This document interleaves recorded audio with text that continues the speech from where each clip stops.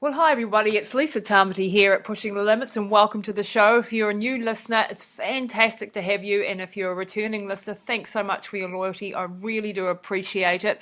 And before we get underway today, if you guys could do me a huge favor, if you like the show, if you enjoy the content, if you enjoy the people that I interview, I would really appreciate it if you would subscribe and give us a rating and review on iTunes especially. That would be fantastic. Every time someone gives us a rating, it helps with the exposure for the show so that I can keep making cool content, and I would really appreciate that. So thank you very much in advance. And today I have on the show a Canadian, Carl Wright. Now, he is a ultramarathon runner who I have been coaching in my Mindset Academy. So not as the athlete so much as in the mindset side of things. And I did a coaching call with him recently, and I wanted to be able to share. He said I was allowed to share this with you. So I hope you enjoy this show. It's all about the mindset to tackle at the age of 60, 100-miler. He's gone from running a half marathon distance up to running a 100-miler, and what it takes in the mind to be able to achieve that, and physically. So I give him a whole lot of running advice, but also mindset advice. So sit back and relax and enjoy the show. This program is brought to you by Training Tilt. Training Tilt is a complete toolkit for coaches, health and fitness professionals, and nutritionists. Combine your website, e-commerce needs, client communications, and training plans into a single affordable platform. For more information, please go to www.lisatamati.co.nz/training tilt. Welcome to Pushing the Limits, the podcast that gets deep into the psyche of extraordinary achievers across all genres, cutting to the chase to unlock the secrets of their success, their achievement, philosophies, and motivations. Join us in the quest to find out what makes the movers and shakers of our world tick and what gems of wisdom we can learn from them. I'll just start that again. So we're talking to Carl Wright, who's in Canada, and he is an ultramarathon runner who only started doing ultramarathons, just for the people listening, about 4 years ago. And he's gone from doing a half marathon, his first half marathon 4 years ago at the age of, 55? Yeah, right up to doing an 80k race and heading now for the 100-miler. So we're just having a bit of a discussion with Carl about things that might crop up in this build up. So just to give any listeners a bit of a rundown, we'd already started talking earlier. So I was just saying to Carl, you need to build in some hiking, some long day treks into your running regime.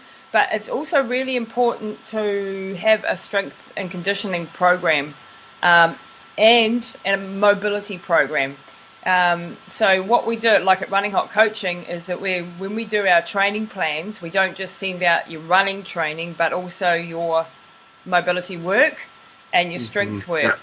Now, the longer these runs get, the more important it is that you have a really strong back and a really strong core, and really strong in the glutes and the hips and the knees. So because you got to be out there for such a long time, and you're starting to fatigue, obviously, and your back starts to go, and you end up looking like a staple.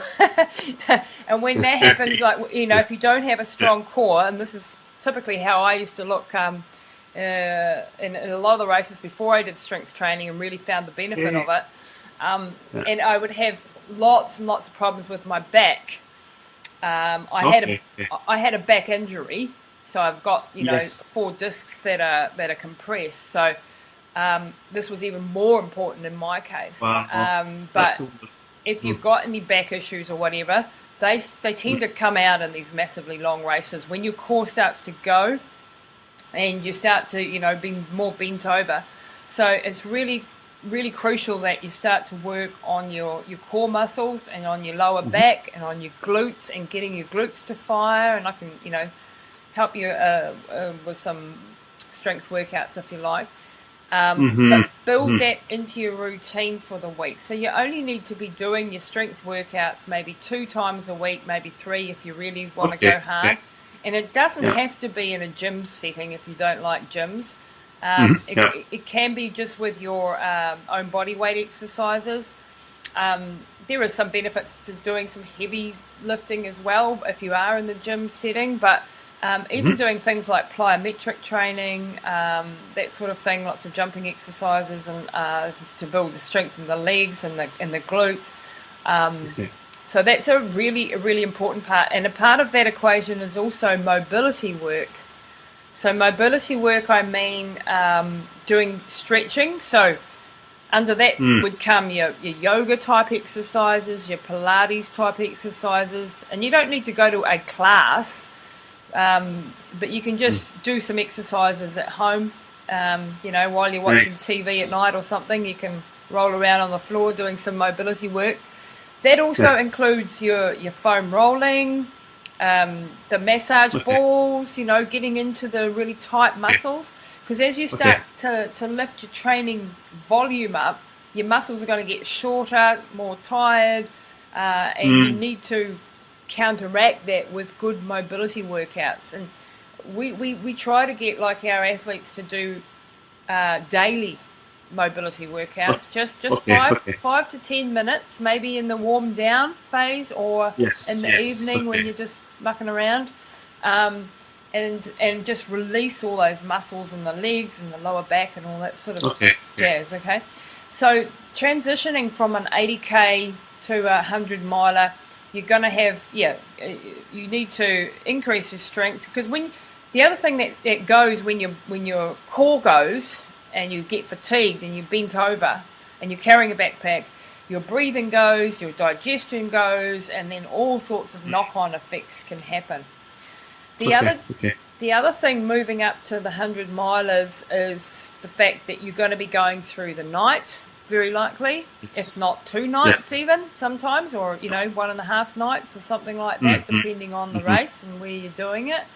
So that brings into the equation being really, typically in the middle of the night, your soul and your spirit has a bit of a downer. When you've been out there for, maybe 25 hours or something like that, or in the middle of the night, 18 hours or whatever into the race, you can typically have a real emotional roller coaster going in that nighttime phase. And it's really important to understand that could happen, and to be prepared mentally. And that's where, in the Path of the Athlete course, because Carl's done my course, you might have come across already the visualization training and that sort of stuff. And that's really important to understand that nighttime is likely to where things are going to go to custard. And what sort of mental armor can you put on in order to help you get through that night phase, Exactly. Yes. So that's even like preparing things, like maybe you've got a mate that you can that can pace you through the night, or you can join up with another runner. There's something, like that helps the morale no end to have another person. It really helps to have someone to encourage you along, and you them. So that can really help. And just knowing that whatever happens, don't give up in the night time, because if you can just get through to the morning, often your spirits lift again and you're away again. Your body clock wakes up. Yeah, I've heard about that. Yeah. So that three in the morning, your body clock just wants to sleep. Yes. Yeah. You mentally, you're over it. You just, you feel like you may be freezing cold or something. There's a whole lot of things that are coming at you, the fatigue and all that, and so that it's like walking, in the dark phase of life, and coming out the other end. If you can get to the light in the morning, you'll be right. Perfect. Yeah. Yep. So it's mentally preparing for that sort of difference. And when you're doing an 80k, and you probably get through, within, I don't know, depending on the speed, 12 hours or a bit longer, you sort of, by the time this really low hits, you've already finished. Yes, that's right there. Yes. Yes. So, any questions around mindset stuff, or around the tips for the actual running part of it that you need that you would like to discuss? The mindset. The biggest thing would be just to focus, able to push out all the doubts and all that. And I've been learning that through your course there, and it's been really helpful there. Yeah, you've been enjoying it? Yeah. I'm very enjoying it, really enjoying it, yes.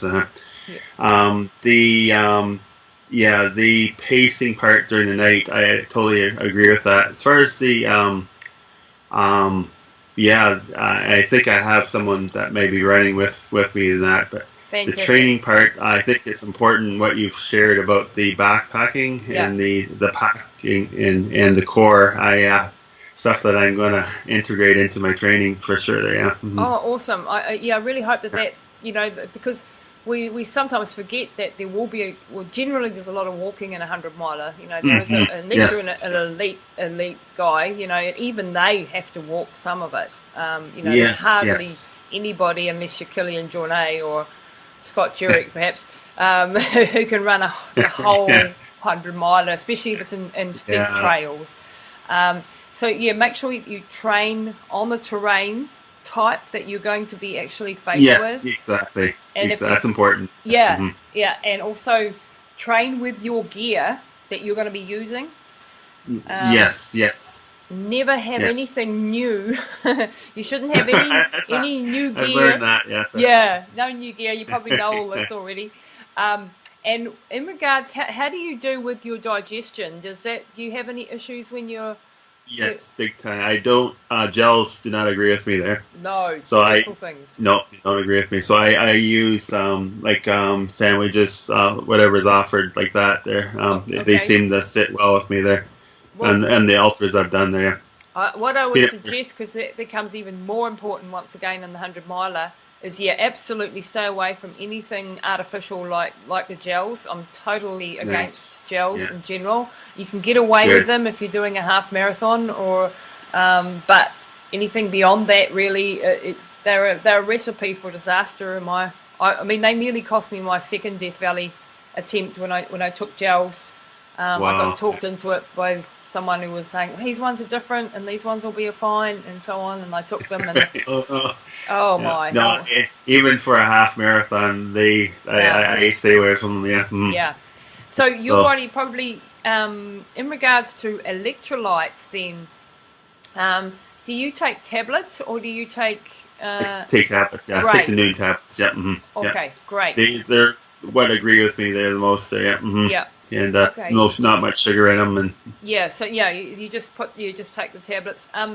They're noon, are they the ones that you've got? Yes, correct. There, yeah. Just watch your potassium. Watch your potassium. Have a look at the potassium levels. I've had athletes on noon tablets before where their potassium levels haven't been high enough. Okay then. I appreciate that. Yeah, I mean, I take Endurolights by Hammer Nutrition. I mean, they're not the only ones, but that's the ones that I stick to. What's it called? Endurolights. Endurolights. Okay. From Hammer Nutrition. You might want to try them. Just, Noon may have changed their formulations, but I don't think their potassium was high enough. I appreciate that. Endurolite, yeah. Yeah, I had a friend who had a tetany seizure, and he was just taking Noon, and I was taking Endurolights, and I didn't have any problems, and he ended up in hospital. Wow. Yeah, he nearly died. So electrolyte balance, in other words, is very, very important, especially if it's going to be a hot race. I don't know what time of the year is your event. Yeah, it'll be September. It'll be a bit cooler, but not 35 below. No. You're sitting in Canada in the freezing temperatures at the moment. So just be aware of that. And I'm glad you're on tablets anyway. I don't even like the electrolyte drinks so much. They're okay for some people, but they can cause digestive upsets as well. So what's happening when you in your digestive system when you are doing ultra marathons? All the blood is in the muscles, the working muscles, and your body doesn't want to digest because it's working hard. It hasn't got the energy to digest. However, you're going to run out of energy if you don't digest. So Interesting. There's a couple of ways of approaching it. Some athletes recently have been doing high-fat diets and changing their body into being fat-burning machines. I haven't done that. I can imagine that being very successful if you've transitioned properly on a ketogenic diet. I just haven't got the discipline to do a ketogenic diet. But so the way I approach it is that I'm always sip, nibble, nibble, nibble is what I say. Nice. So you're just having a constant little flow of a little bit of carbohydrates and your water intake. So you constantly got something in your mouth, sort of sipping away. Yeah. And you can even set your watch to go like every 15 minutes. Oh, I've got to put something in my mouth. I've got to have a little sip of drink. I've got to. Perfect. Yeah, and that just reminds you to keep, because if you can keep that fuel stream coming in a nice drip, drip, drip fashion. That's excellent. Yeah. Yeah, because so you'd recommend taking something between aid stations, even there. Oh, yes. You release there? Oh yes. Okay. Massively. Yeah, definitely. Do not just eat and drink at the aid stations. Okay. Yes. Thank definitely. you. That's a must.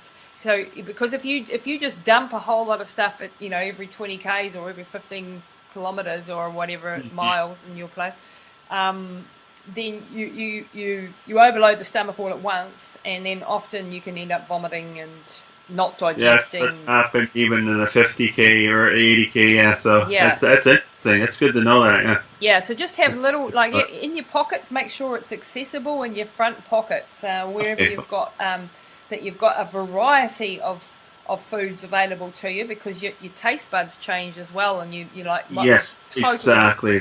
Yeah, you get sick of the sweet stuff, and you might want some even pretzels or something like that. Yeah.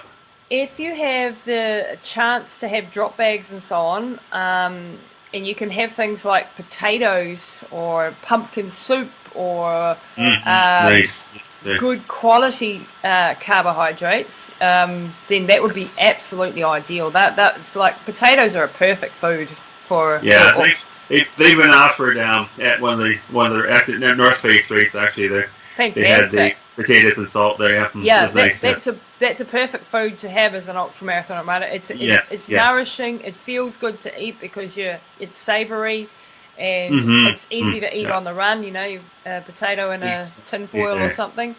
So those are some of the tips that for transitioning now into the long ultras, and getting your mindset around that. As far as things like self-doubts and all that goes, and you've been doing my course, so you would have been reading a lot about all of that.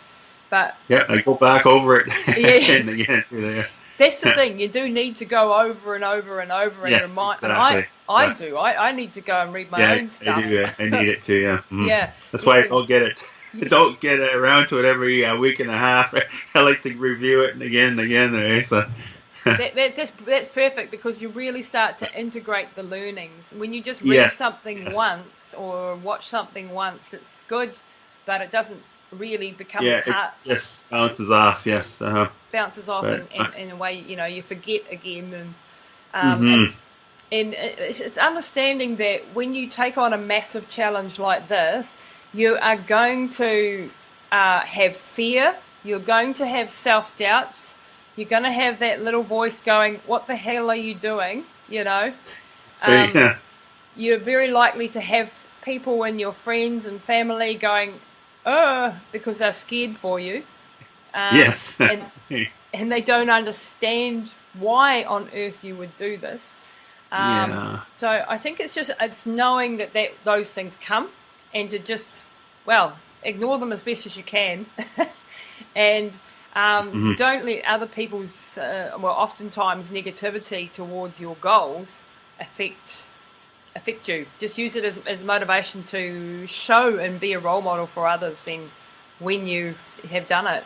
And when you're taking on big challenges like this, you are risking failure. You are risking, if this was easy, everyone would be doing it. It's not easy. It's hugely taxing. It's very long period of time of training, of discipline, and all the rest of it. What you have to concentrate on is focus. Once you've done the training and you're standing on the start line, you've done what you can. You've done your bit. Done my bit, yes. What happens during the race, I mean, you've got to make the right decisions, obviously, during the race, but you are not responsible for the things that you can't control, in other words.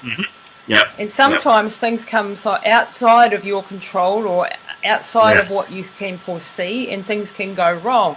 And understanding that that's not your fault if that happens.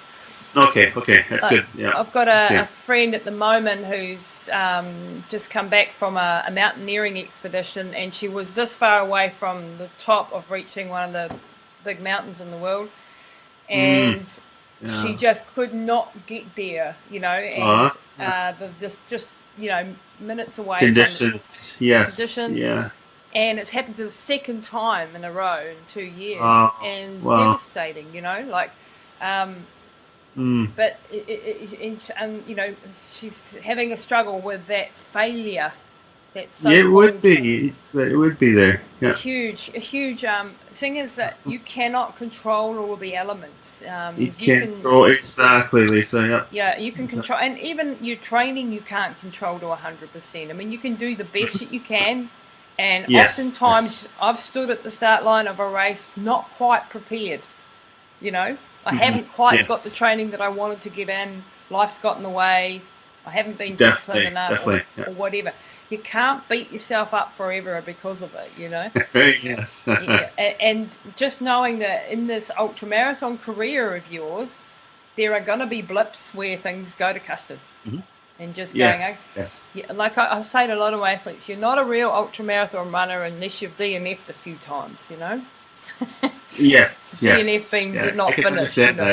Yeah, because it's part of the journey. And if it was a piece of cake, then we'd all be finishing and we'd all be getting medals and it would be all fantastic. But it's not, and it is a huge challenge. So understanding that, and when the self-doubts and the fear start to take control, you just have to gorge yourself on positivity, like just talk yourself round, like have conversations with yourself, or get your friends to start saying to you, I remember when I was doing La Ultra, the one in the Himalayas, and it was horrifically terrifying because the altitude was just mind-blowing, and I'm an asthmatic.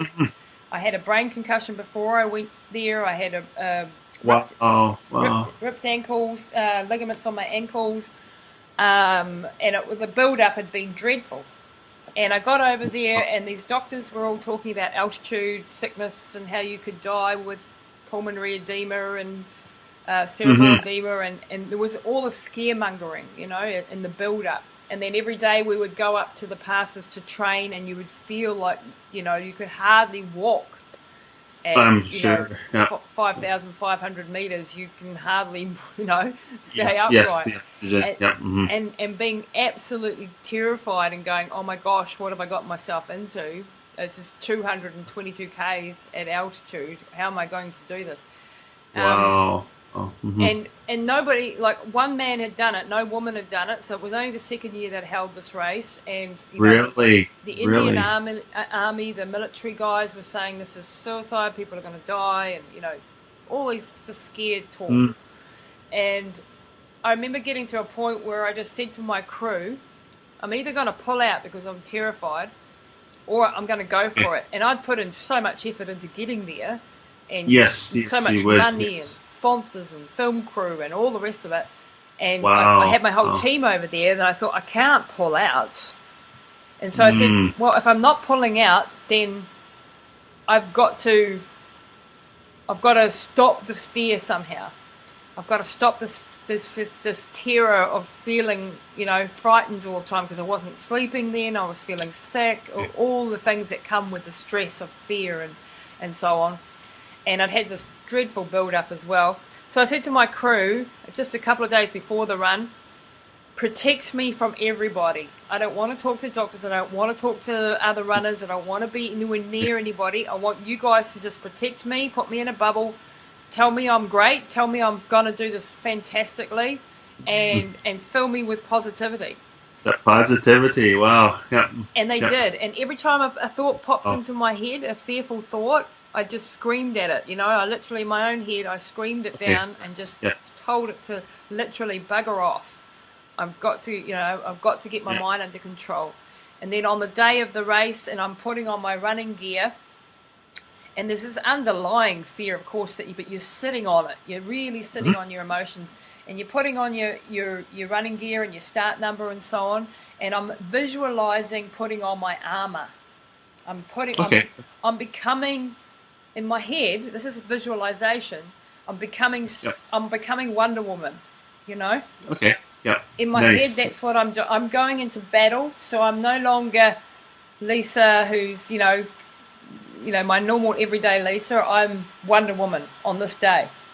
And I like it there. It's just a mind game, but it changes your perception of what you're capable of. You're becoming a warrior. You're going into battle. This is you're psyching yourself up for a battle. Because it is a battle. It would be a battle. Yes, it's a battle. It's not, you're not being shot at, but it's a battle in the mind. Exactly. And then we went on, and then we did the race, and I knew that the first pass would be okay, but I knew the second pass would be the really tough one, and it was. And I had this amazing crew that just, the support was beyond nice. Amazing. That's big. It's big there. And when I crashed and burned and was on the ground crying and stuff, they picked me up and they didn't let me fail. They just doggedly. So amazing. With their energy, I really, I dragged myself up again and I kept going and we got there, and it took me 53 hours, it was slow. Yes. It was very slow. There was a lot of walking. And there was a lot of slow walking, A lot of elevations got to really up. It's really, and we had temperatures from, minus degrees right through to 40 plus degrees and snowstorms and pollution from the trucks and all of this sort of thing happening. Okay. But the moral of the story really is I managed to overcome the fear with the support of my crew. And the fear was, it was big. It was big. I was terrified. Yeah. But if you don't let fear control what you do, if you're the one that's in control of making the decisions of the things that you want to do and controlling your physiology through doing things like visualization, through breath control, that breathing exercises that I talk about, all of that stuff is really, really important. Okay. So how, I've talked enough, Carl. You tell me a little bit about some of the challenges that you've had to date and some of the things that you're worried about. The challenges I've had to date was, the North Face one. I twisted an ankle and I had we talked about drop bags and all that there. I had my drop bag off at a station, but they had already sent it back down there. So my ankle brace was in there. So I had to keep going, and that was a battle right of the mind because it was another 25-30 kilometers to go there to get to finish. But it was in it. When I overcame that, it gave me a lot of boost there to make it to the finish line there. Yeah. Mm-hmm. So how did your ankle pull up from that? Was there any permanent damage? It was on a downhill. It's like called Blue Mountain there, and it's on the downhill. I tweaked it, and it was swollen pretty good at the end, but it's fine. It's just I had to let it heal a little bit there. But I had to make the call. Can I continue or not? I'll try it. And you did. Wow. Yeah. That's amazing. Because you every step is painful and you're not sure whether you're doing painful, damage. Yes. And there was a bit of walking there. Yeah, there was a lot of walking. Well, you have to. Yeah. But remember though that in regards to injuries, it's no single race is worth ruining your body for. So yes, you had to make that call there. You do have to make that call. Sometimes you get, like I've been in situations where I've been so driven that I would have killed myself if someone hadn't stopped me. Like that's important. Sometimes it's better to come back and fight another day, in other words, than to risk a permanent injury if you can. But I mean, it wasn't, you could make that judgment. And the mental I had looked at one of the aid stations there, and they thought it was they let me go on anyway. That's cool. That's good.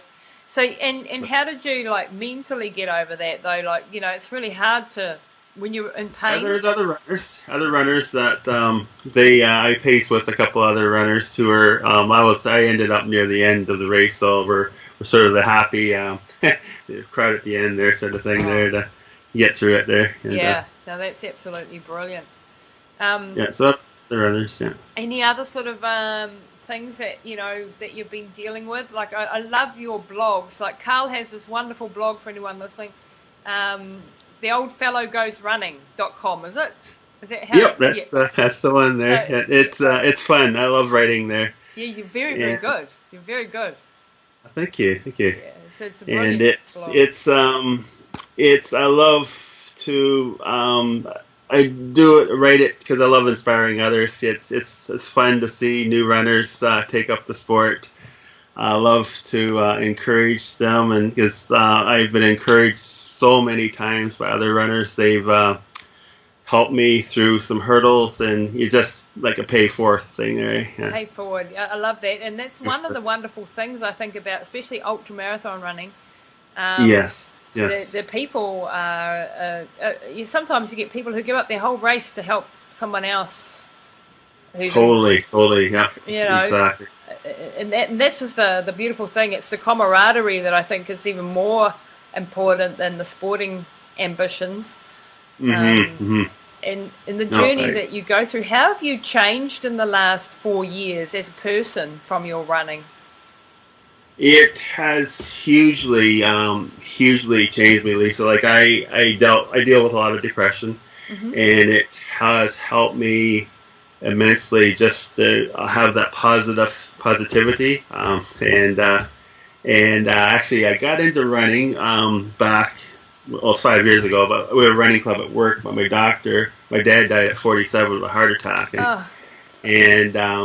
and so my doctor says you don't want to be on blood pressure meds, so you don't want to be in statins the rest of your life. He's going to give me 6 months to get my act together. Wow. And there's a running club at work, and I started running, and I hated it the first few a little bit, but I stuck with it, and then 6 months later, everything was fine with it.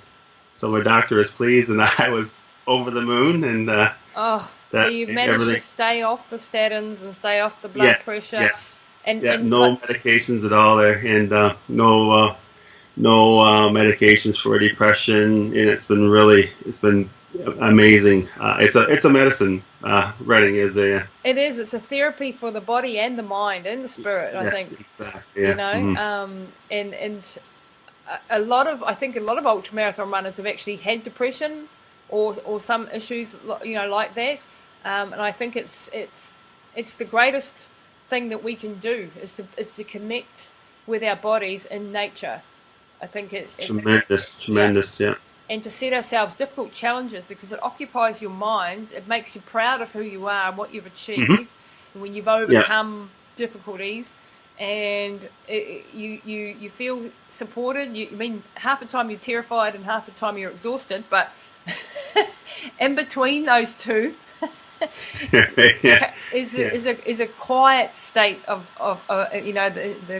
for me it quietens my mind and it makes me calm when I don't have enough exercise or time outside and in nature. For me it's far more than times and placings, and I don't really I've never been fast. I've always struggled with speed. I've never been a fast runner. But for me, far more important than that is the journey that I go on as a person when I undertake these events. Definitely, in the personal growth. And I think depression is something that so many of us have faced and gone through, and running gives you physically the runner's high, and the serotonin levels go up and all of that sort of good stuff, and but also mentally, just from a calming perspective and a confidence perspective, I think it's the most underrated medicine of our day and age, really. I would agree. I would tend to agree with you there. Yes. And not just running, perhaps, there's other sports where you can do that, surfing or things that, Yes. If you're connecting with your body in nature, I think that's so key. We're not made to live in these four walls that we stick ourselves behind, Yeah, such a beautiful world out there to enjoy. New Zealand, particularly. Yeah, it is. And you have a daughter over here, I believe. Yes, I got a daughter there. I got my 2 daughters are down there now for Christmas there. So my one daughter went down to visit her. So there you go. Oh, so it's amazing. nice. That's They're having a great time down there. I bet they're very proud of you as their dad. Yes, yeah, big time. Yeah, very, very. It's exciting. The one daughter, she's starting to run now there, which is really neat. Oh man. Yeah, it's fine. She never went running, and then she went down to New Zealand. And the first day I got down there, I said, "Dad, let's go for a run." And I was, oh wow! so that was cool there. Yeah. So you're being a role model for her, really, in your journey. It's fun there. Yeah. And your health journey as well. I mean, to understand that you can avoid blood pressure, statin medication, all of that through having a daily physical practice of running or a sport in some sort of manner. I mean, you're like 59 going on 60 and about to run a 100-miler. I mean, this is the pinnacle of your life, career, like sport-wise.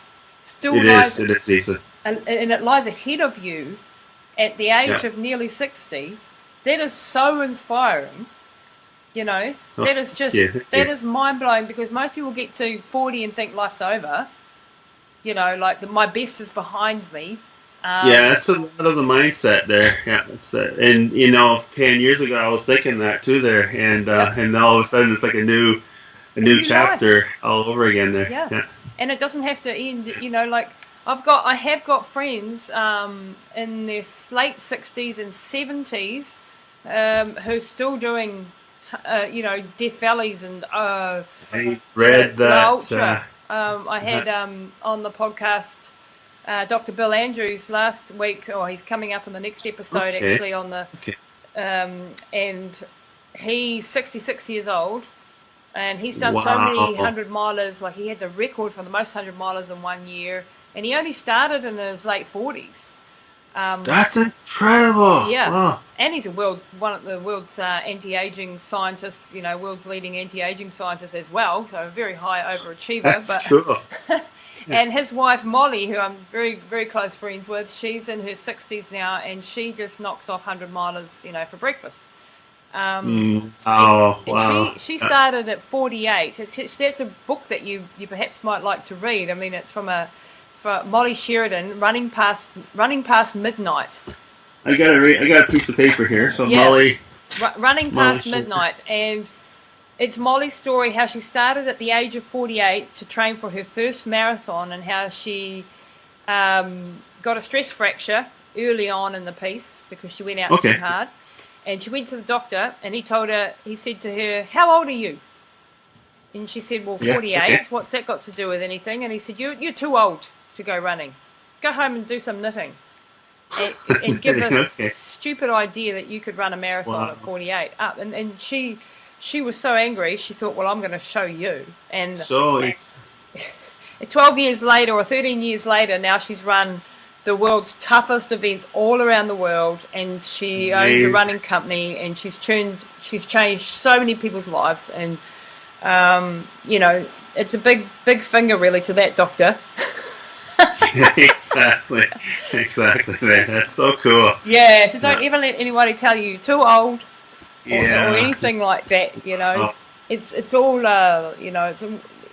we don't lose our endurance. We lose some speed, and we take a bit longer to recover as we get older. Yes. But we're still able to do massive distances. There's a guy here that runs my race, the Northburn 100, which is the race that I co-own down here in New Zealand, is the toughest 100-miler in the Southern Hemisphere. You'll have to do that one next.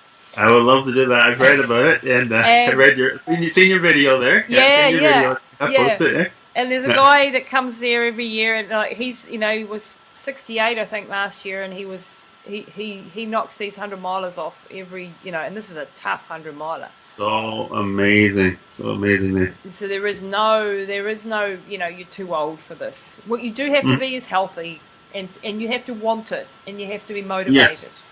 Those are the key factors. And if you've got, a good bit of health generally, then this will keep you healthy.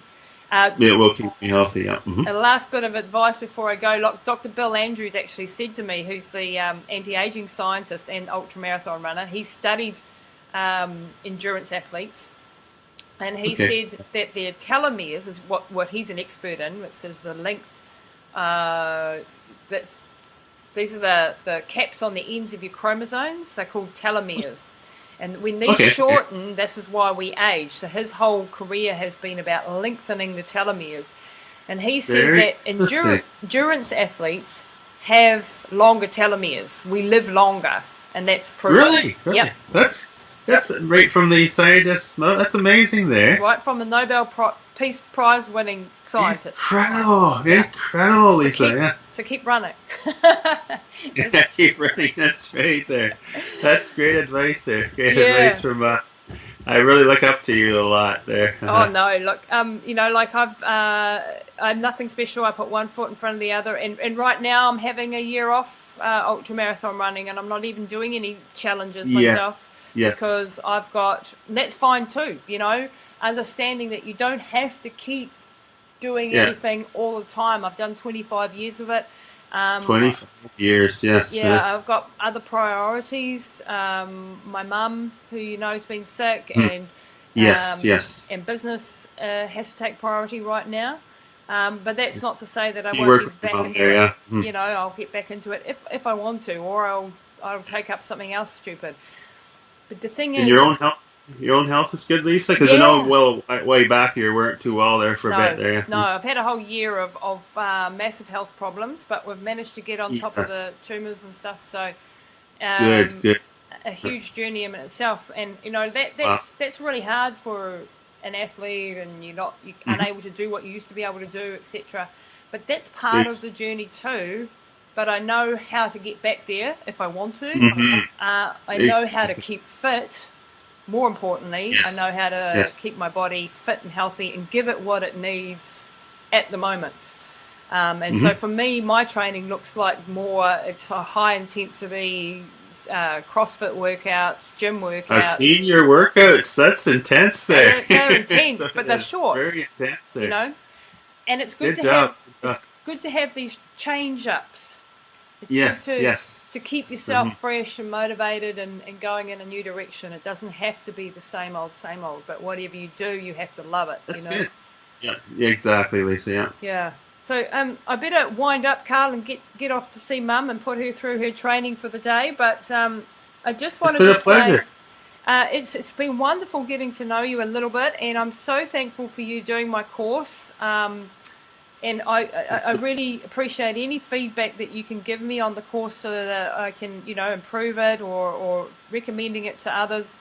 And please just reach out at any time that you want, you're dealing with a specific challenge. As the year goes by and that 100-miler gets closer, I'm sure there'll be moments when you're like going,